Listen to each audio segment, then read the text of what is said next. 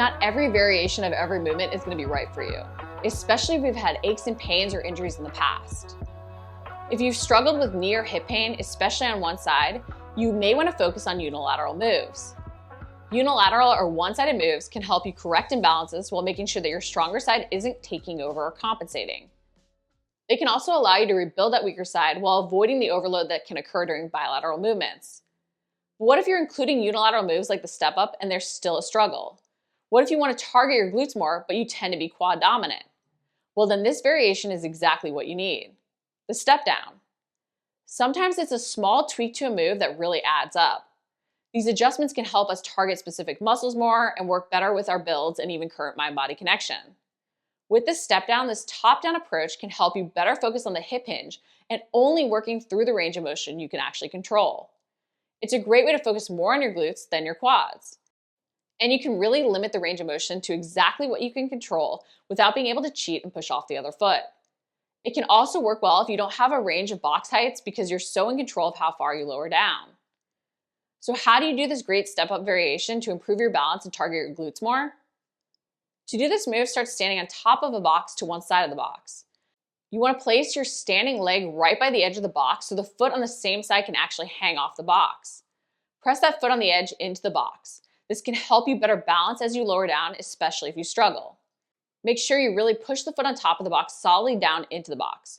Too often we don't focus on that foundation to help us better activate muscles up our leg and even improve our stability. Think of your foot as a tripod and push the 2 points in the ball of your foot and one in your heel down into the box. Then begin to push your butt back. You want to start by hinging at the hips as you bend your knee to lower your foot off the box to the ground. Don't be afraid to slightly lean forward as you lower. You don't want to round your spine as you hinge. Lower down only as far as you can control. If you can lightly graze your toe on the ground, great, but you don't want any weight to shift to the foot lowering down if it does touch the ground.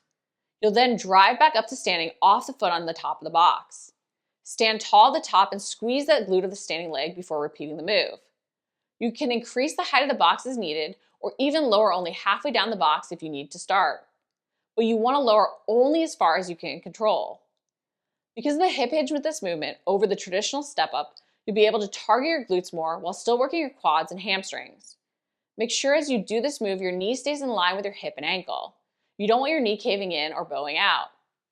Part of keeping everything in line relates back to also focusing on that foot.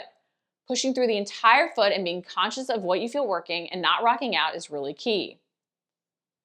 To modify this move, you may even start with a smaller range of motion and increase as you build up. You can even start standing on a plate weight or only lower a few inches down on a taller box if that's what you have. You can also create a balance assist by holding onto a pole or suspension trainer in front of you.